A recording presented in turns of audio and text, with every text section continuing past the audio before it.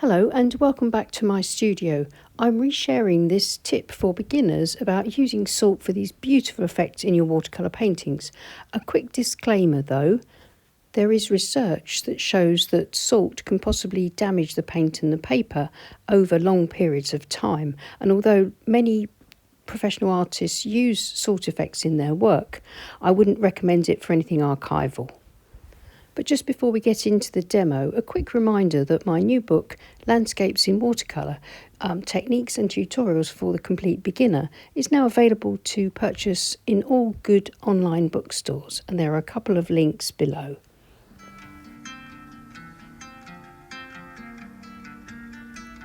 Hello and welcome back to my studio, and welcome to the next in my series of quick watercolour tips. This is tip number 7, and I'll be giving you a few tips on how to use salt for special effects in your watercolour painting. So what happens when you sprinkle ordinary table salt, either fine or larger crystals, it doesn't really matter, that's down to personal preference and exploration, into your watercolour paint?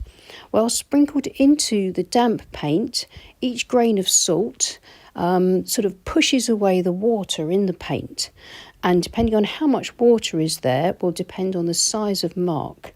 If you look at some of these photographs that I'm showing you here of paintings, the foreground patterns have been created using this technique. And here I can give you the first tip, which is the most general rule, is that the salt effects will only work in this way and give you these tiny little blossoms where each grain has pushed the salt out in the shape of like a flower or a frost pattern or whatever you want to call it, is that you sprinkle the salt onto fairly rich paint, but the paint has to be only just damp. If it's too wet, the salt will dissolve while it's pushing the paint out and just give you a very blurry, sort of muddy effect. If it's too dry, there'll be no reaction. So the tip I'm going to give you is a way to test out the way salt will work in your studio and the individual sort of climate that you have there, how hot or how cold it is in your studio, how humid it is, and other factors that will influence the way the salt behaves is the kind of paper that you use, the type of paints, the colours that you use. I've heard that some colours are less effective than others for this sort of salt effect, but I haven't found that myself. I think the important thing here is to make sure you can get the timing of the paper right and the timing of how damp the paper is. If it's too wet, don't be tempted to sprinkle the salt in because it will dissolve and create a mess, and hopefully I'll be able to demonstrate that here. I'm using the back of an old painting. I'm going to wet the page and then I'm going to use really rich paint, any old colours, it's whatever I've got left on my palette. And I'm just going to dash the paint across the page, and then I'm going to spray it with water to make sure it's extra wet in certain places, and then I'll sprinkle the salt into it and I'll do a time-lapse test, and hopefully we should be able to see the salt working where the paint is only damp and overworking and dissolving where the paper is too wet. So I think I've just got indigo, sepia, raw sienna and burnt sienna.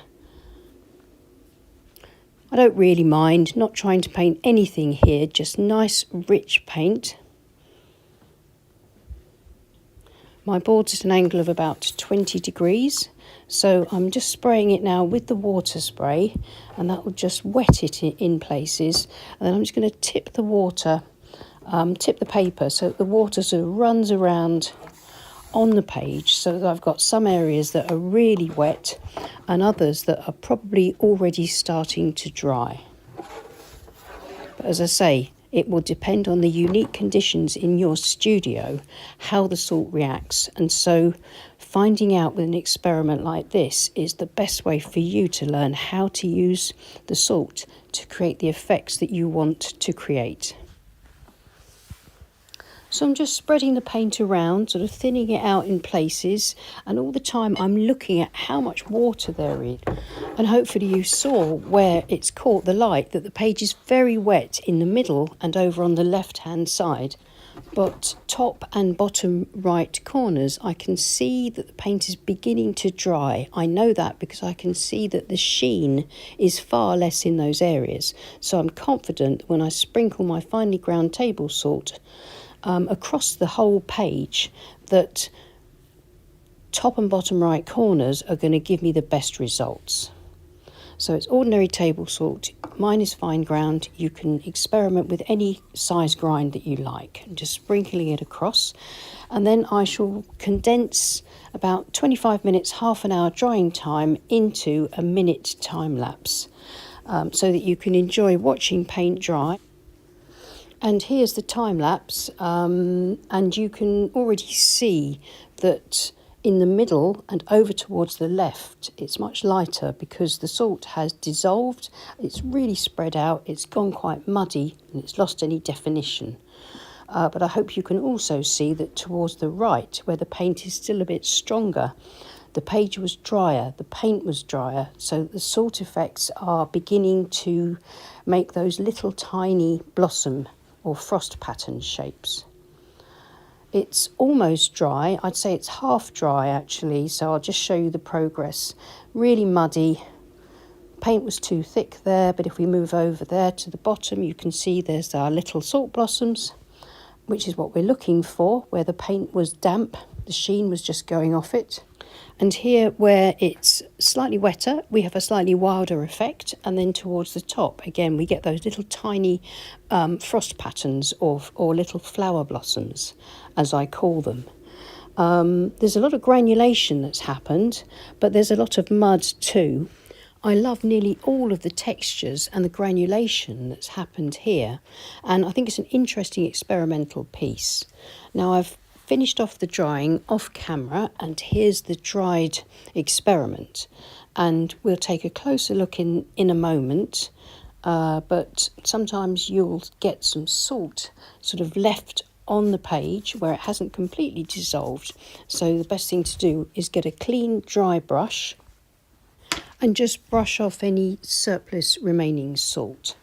So let's remove the tape and have a look at the experiment with a clean border, and it always helps us to see things more clearly when we don't see the brush strokes that go across the tape. Now, those of you that love abstracts, I'm sure will love lots of these effects here.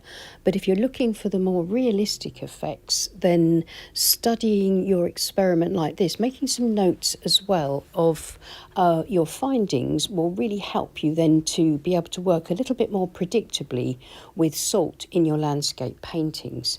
If we just zoom in a bit, you can see here where it is a bit of a muddy mess, but the textures are still really nice, but it's not exactly what I was looking for. This area here is a lot better. We have our beautiful little individual frost patterns. If you could imagine those in a foreground painting as sort of frosty seed heads and flowers or brambles in a winter painting, I think that, you know, those effects are lovely. But here, where the salt has gone onto the wet page, it's all a bit nothing. It's all a bit muddy and a bit messy. And I think you'd find that would spoil your painting if you ended up with a foreground that looked like that. So try out these experiments for yourself. Make notes in your sketchbook so that you understand the timing of your paper, the timing of your water and your paint. And I'm sure that you'll have some really successful results with your salt. And patience is probably key with this. I would err on the paper being sort of too dry than it being too wet before you apply the salt. If it's too dry, you won't get any effects, but then you won't spoil your paint application either. But you'll find with practice that you'll find that really sweet spot just before it dries, so that when you sprinkle on your salt crystals, you'll get these delicate frost patterns and flowers on a regular basis. So I hope that was helpful. If you want to see more quick watercolour tips, please check out the playlist. And if you liked the video, then please give us a thumbs up and consider subscribing to our channel if you haven't already. It's free to do, and if you click on the bell icon, you'll be notified whenever we post a new video. And thank you so much to everybody that supports this channel on Patreon. We really do appreciate you. And if you would like to support the channel on Patreon, then please follow the links below. So many thanks again for watching, and don't forget to check out the links below if you're interested in my new book, Landscapes in Watercolour, Techniques and Tutorials for the Complete Beginner. I'll see you again soon. Take care and happy painting. Bye.